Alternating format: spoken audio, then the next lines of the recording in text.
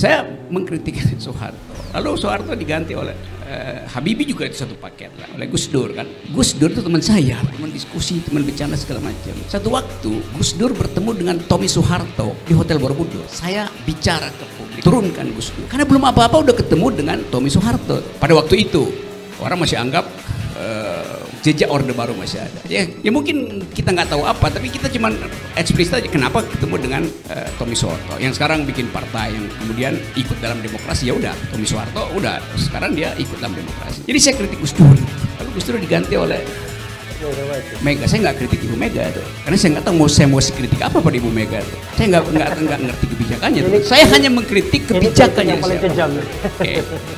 Bu Mega diganti oleh SBY. SBY itu teman diskusi saya sekarang. Orang bilang kenapa lu pro SBY? Ya sekarang dia bukan penguasa lagi, ngapain gua musuhin SBY? Saya berteman baik, diskusi. Begitu ada buku baru, Pak SBY itu begitu ada buku baru tentang global politics, dia pasti undang saya, kita diskusi itu. Sekarang, dulu saya kritik waktu SBY jadi presiden. Saya kasih pidato kebudayaan di Taman Ismail Marzuki hanya untuk menghajar SBY itu Pak Kapitra. Periode pertama saya membantu beberapa teman untuk kasih konsep pada Jokowi, terutama tentang pluralisme itu. Waktu masih ribut soal bikin papers yang apa namanya itu nawacita segala macam itu. Jadi saya membantu. Apakah saya mengkritik PDIP? 4 tahun saya mengajar di Megawati Institute tentang pikiran bangsa di proklamasi. Anda mungkin nggak pernah ngajar di situ. Saya mengajar di tempat pengkaderan PDIP Megawati Institute tentang pokok-pokok pikiran negeri. Jadi saya memang dosen. Saya mengajar di UI 15 tahun dan menolak digaji. Saya nggak musuh negara. Saya mengajar di Lemhanas. Saya pernah kasih kuliah di Lemhanas. Saya pernah kasih kuliah di Sekolah Pimpinan Tinggi Polri. Saya pernah kasih kuliah di Sesko TNI di Bandung. Saya nggak musuhin negara, saya menyumbang pikiran buat negara. Jadi saya ingin lihat, uji di mana kelurusan pikiran saudara Kapitra. Dari Kapitra Ampera, Ampera artinya amanat pendidikan rakyat. Sekarang jadi Kapitra amanat pemerintah, Ampera juga. Ringkasannya. Saya nggak bilang dari Kapitra Ampera jadi Kapitra Ampla atau Kapitra Amplop, enggak. Jadi itu soalnya tuh. Sekarang kita bicara tentang masa depan, karena itu kritik harus terus diucapkan demi masa depan, supaya tercegahlah doktrin yang sangat mungkin berlaku sekarang yang disebut oleh Raja Louis XV. Après moi les déluges. Setelah saya akan ada kekacauan. Karena saya lihat Presiden Jokowi, kalaupun dia tidak terpilih lagi, dan mudah-mudahan memang rakyat paham itu, dia akan meninggalkan deluge, beban, bahasa Perancis, après moi les déluges. Dia akan meninggalkan deluge, beban pada presiden berikutnya, beban 10.000 triliun, beban keretakan bangsa, beban KPK yang buruk, beban ekonomi yang nggak tumbuh, beban macam-macam, demokrasi yang buruk, oligarki macam-macam itu, tax ratio yang tinggal 8%. Jangan-jangan begitu presiden baru terpilih di 2024, seminggu kemudian dia jatuh juga karena nggak mampu memegang après moi les déluges yang ditinggalkan oleh Presiden Jokowi.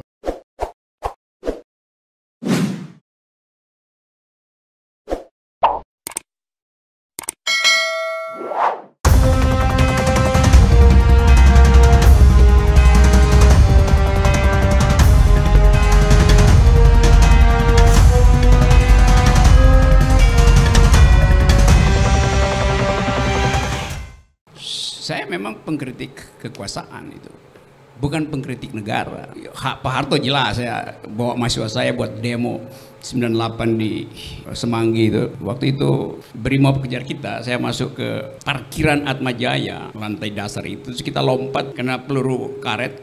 Ada saya, ada Khatib Basri yang bekas Menteri Keuangan, sama-sama dosen, dia di FEUI, saya di Filsafat. Ada Syahrir, Dr. Syahrir juga dosen FEUI. Ada Jimmy Syahaan, dosen di UNAS itu. Jadi kita berempat ke situ dan kita bawa mahasiswa kita lompat ke belakang. Kita pikir itu Hotel Aston sekarang itu ada si aspal, ternyata udah gorong-gorong. Gorong-gorong zaman dulu ya, bukan sekarang. Jadi kita masuk ke situ bus side. Jadi saya mengkritik Soeharto. Lalu Soeharto diganti oleh Habibie juga itu satu paket lah, oleh Gus Dur kan. Gus Dur itu teman saya, teman diskusi, teman bercanda segala macam. Satu waktu Gus Dur bertemu dengan Tommy Soeharto di Hotel Borobudur. Saya bicara ke publik, turunkan Gus Dur, karena belum apa-apa udah ketemu dengan Tommy Soeharto. Pada waktu itu orang masih anggap jejak Orde Baru masih ada. Ya mungkin kita nggak tahu apa, tapi kita cuman eksplisit aja kenapa ketemu dengan Tommy Soeharto yang sekarang bikin partai yang kemudian ikut dalam demokrasi. Ya udah, Tommy Soeharto udah sekarang dia ikut dalam demokrasi. Jadi saya kritik Gus Dur itu. Lalu Gus Dur diganti oleh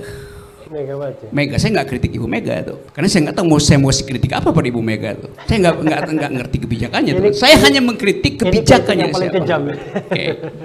Ibu Mega diganti oleh SBY itu. SBY itu teman diskusi saya sekarang. Lalu orang bilang, kenapa lu pro SBY? Ya sekarang dia bukan penguasa lagi, ngapain gua musuhin SBY? Saya berteman baik. Diskusi begitu ada buku baru. Pak SBY itu begitu ada buku baru tentang global politics, dia pasti undang saya, kita diskusi itu. Sekarang, dulu saya kritik waktu SBY jadi presiden itu. Saya kasih pidato kebudayaan di Taman Ismail Marzuki hanya untuk menghajar SBY itu. Itu Pak Kapitra. SBY diganti oleh Jokowi. Periode pertama saya membantu beberapa teman untuk kasih konsep pada Jokowi, terutama tentang pluralisme itu. Waktu masih ribut soal bikin papers yang apa namanya itu nawacita segala macam itu. Jadi saya membantu. Apakah saya mengkritik PDIP? 4 tahun saya mengajar di Megawati Institute tentang pikiran bangsa itu, di proklamasi itu. Anda mungkin nggak pernah ngajar di situ. Saya mengajar di tempat pengkaderan PDIP, Megawati Institute itu, tentang pokok-pokok pikiran negeri. Jadi saya memang dosen, saya mengajar di UI 15 tahun dan menolak digaji itu. Saya nggak musuh negara. Saya mengajar di Lemhanas, saya pernah kasih kuliah di Lemhanas. Apalagi ya? Saya pernah kasih kuliah di Sekolah Pimpinan Tinggi Polri. Apalagi? Saya pernah kasih kuliah di Sesko TNI di Bandung tuh. Saya nggak musuhi negara, saya menyumbang pikiran buat negara. Jadi kalau Saudara Kapitra menganggap saya nggak konsisten atau potensial nggak konsisten, sehingga nama saya dari Rocky Gerung bisa jadi Rocky Garung, itu nggak mungkin terjadi. Ya. Saya terusin dulu, Jadi saya ingin lihat, uji di mana kelurusan pikiran Saudara Kapitra. Dari Kapitra Ampera, Ampera artinya amanat pendidikan rakyat. Sekarang jadi Kapitra amanat pemerintah, Ampera juga. Ringkasannya. Saya nggak bilang dari Kapitra Ampera jadi Kapitra Ampla atau Kapitra Amplop, enggak. Jadi itu soalnya tuh. Sekarang kita bicara tentang masa depan, karena itu kritik harus terus diucapkan demi masa depan, supaya tercegahlah doktrin yang sangat mungkin berlaku sekarang yang disebut oleh Raja Louis XV. Après moi les delusions. Setelah saya akan ada kekacauan. Karena saya lihat Presiden Jokowi, kalaupun dia tidak terpilih lagi dan mudah-mudahan memang rakyat paham itu, dia akan meninggalkan deluge, beban bahasa Perancis, après moi les deluges. Mana sih Nano yang mengerti bahasa Perancis. Dia akan meninggalkan deluge, beban pada presiden berikutnya. Beban 10.000 triliun, beban keretakan bangsa, beban KPK yang buruk, beban ekonomi yang nggak tumbuh, beban macam-macam. Iya itu saya sudah sebut tadi, apalagi itu indeks demokrasi yang buruk, oligarki macam-macam itu, tax ratio yang tinggal 8%. Jangan-jangan begitu presiden baru terpilih di 2004, seminggu kemudian dia jatuh juga karena nggak mampu memegang après moi les deluges yang ditinggalkan oleh Presiden Jokowi. Assalamualaikum warahmatullahi wabarakatuh. Mas saya mau klarifikasi nih ya. Ya saya. 1 minute. Putaran begitu. Ya. Saya ingin mengatakan bahwa Rocky tetaplah menjadi batu karena dia tidak pernah berubah. Karena dia pernah mengatakan kalau tidak ada perubahan itu adalah batu. Saya tidak tahu mungkin Rocky menjadi cadas lebih kuat dari batu. Tetapi saya ingin mengatakan bahwa ada sikap-sikap demokrasi yang selalu emang kita tidak harus berubah. Nah, pilihan politik saya diajarkan oleh Anies. Darinya dia mendukung Jokowi terus pindah ke Prabowo, kan biasa saja pilihan-pilihan politik. Karena Rocky adalah seorang dosen, dia bicara pada panduan buku yang dia bikin sendiri. Tapi saya berada pada panduan realitas. Karena itu realitas politik. Karena tidak semua bisa diperjuangkan ya di luar kekuasaan, atau tidak semua yang bisa kita sampaikan aspirasi maupun kepentingan-kepentingan politik apabila kita telah membatu dalam pilihan-pilihan politik. Karena pilihan politik menjadi pandangan berbeda dari pandangan orang yang selalu mengkoreksi atau mengkritik politik, atau sekaligus mencoba melakukan pendekatan kekuasaan dengan cara mengkoreksi kekuasaan. Itu semua pilihan. Pilihan saya adalah tentu tergantung dengan niat saya.